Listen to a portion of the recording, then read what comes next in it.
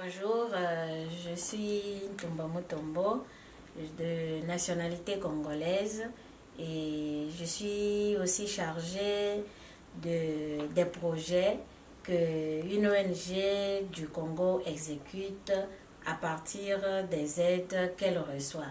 L'ONG s'appelle couramment PRODI, ce qui en grand signifie Projet d'Itunga. Et Projet d'Itunga est une ONG de développement rural qui intervient plus dans la province du Kasaï oriental au Congo. Elle fait nécessairement du développement rural où elle travaille auprès des populations qui sont là avec l'objectif d'améliorer leurs conditions de vie à partir des aides qu'elle reçoit. Alors, Projet d'Itunga est né depuis 2006 et il s'est appuyé sur une étude qui a été effectuée par un cabinet de sociologues. Ce cabinet avait fait un état de lieu dans la zone d'intervention et ça a donné un diagnostic. Et c'est sur ce diagnostic-là que Projet d'Itunga se base pour agir. Alors, à partir de cette étude, Projet d'Itunga a fait des objectifs qui sont au nombre de 6. Nous travaillons dans le domaine de la souveraineté alimentaire parce qu'il fallait que tout le monde ait une alimentation en quantité et en qualité. Après ça, nous intervenons dans le domaine de la scolarisation pour que tous les enfants puissent aller à l'école dans des conditions bien nobles, dans des conditions pour le meilleur. Quelques conditions soient réunies pour que les enfants puissent étudier correctement. Après ça, nous travaillons avec les femmes parce que, si vous le savez bien, beaucoup de femmes dans notre pays n'ont pas été à l'école. Et à cette heure-ci où on parle de la globalisation, on a besoin d'avoir des femmes qui sont instruites et qui s'impliquent dans la vie de la société. Alors pour elles aussi, nous avons des activités afin qu'elles puissent sortir dans la société et puissent agir. Nous travaillons aussi dans le domaine de la santé. Les infrastructures de santé, c'est des choses qui n'existent pas chez nous. Alors, vous avez un taux de mortalité très élevé dès la naissance. Vous avez des enfants qui meurent très tôt, des enfants qui meurent même à l'accouchement, très tôt dans les premières années de leur vie jusqu'à 5 ans. Et puis, même quand on grandit, parce que les conditions de santé ne sont pas réunies. Dans ce domaine-là aussi, nous intervenons.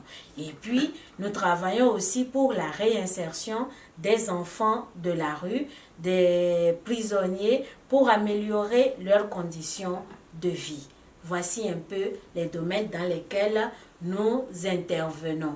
Nous appuyons aussi les personnes avec albinos qui sont dans nos sociétés rejetées et pour qui il n'y a pas de conditions pour améliorer ou pour qu'elles puissent supporter leur vie à partir des moyens locaux que nous avons, qu'elles puissent aussi se sentir bien dans la société. Ces personnes-là aussi, nous les accompagnons en leur apportant, toujours grâce aux aides que nous recevons, des moyens pour faire face à la santé, à leur santé qui est très fragilisée du fait de leur peau.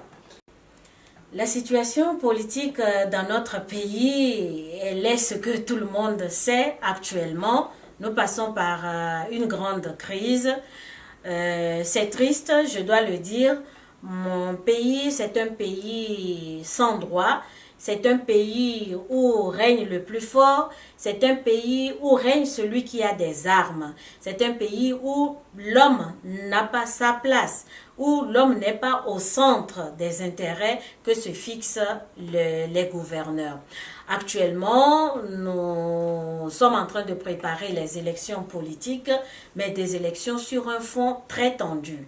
Nous avons des élections avec une machine qui est contestée, un calendrier qu'on espère, on va respecter, mais est-ce que tous les candidats, tous ceux qui désirent se présenter comme candidats, y seront? Ça, on ne sait pas encore. Est-ce que le président Kabila va réellement renoncer à se présenter? On ne sait pas encore. Et tout ça, nous sommes dans une situation d'impasse où on ne connaît pas le lendemain. On vit là dans des conditions très médiocres où il n'y a pas de conditions de santé, de scolarisation. On rêve quand même de les améliorer. Mais comment pourrait-on améliorer si on n'a pas un gouvernement qui fait les besoins de la population? En République démocratique du Congo, pendant plusieurs années, la femme a été cette personne-là qui n'a pas sa place dans les réunions où on doit prendre les décisions par rapport à l'orientation dans la vie du pays. C'est cette femme-là qui n'a pas droit à la parole, qui ne doit pas s'exprimer. La femme, elle est celle qui doit faire les enfants, s'occuper à les élever, c'est-à-dire donner la nourriture, et pour ça, elle doit faire les champs. Et voilà, c'est ce que la femme jusque-là a fait en grande partie. Depuis quelques années, heureusement, on parle quand même de droits de la femme. Et de plus en plus, l'État s'implique avec la vie de la femme pour améliorer ses conditions de vie, afin de promouvoir les droits de la femme et arriver jusqu'à une certaine égalité. Mais il faut dire que le chemin est encore long.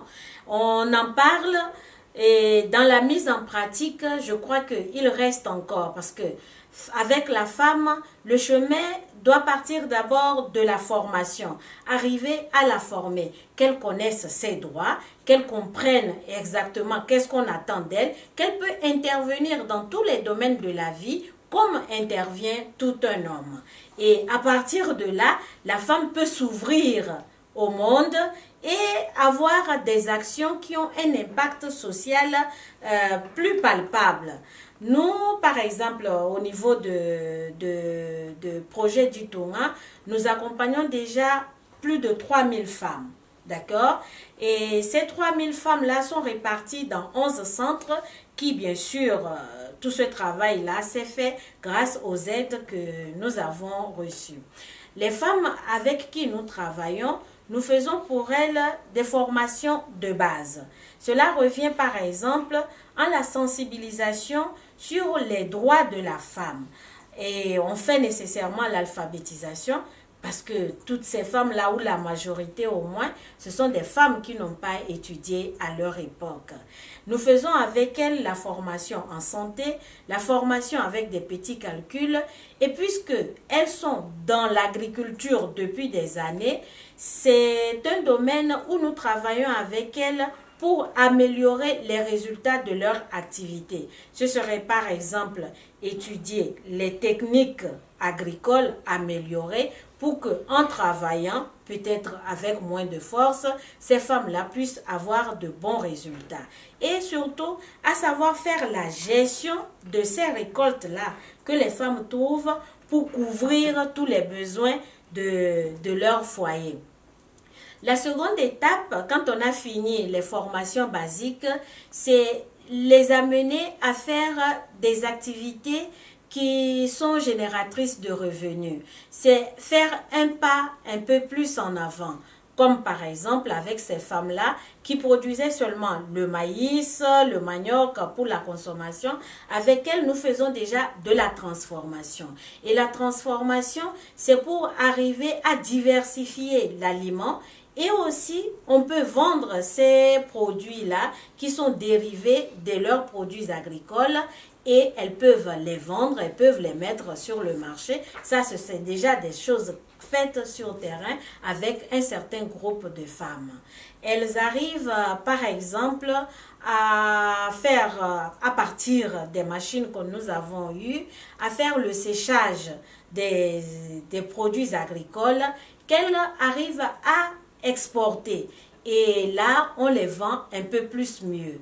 Elles font par exemple l'horticulture en produisant les légumes et dans leur diversité. Et tout ça, non seulement pour la vente, mais aussi pour améliorer l'alimentation en famille.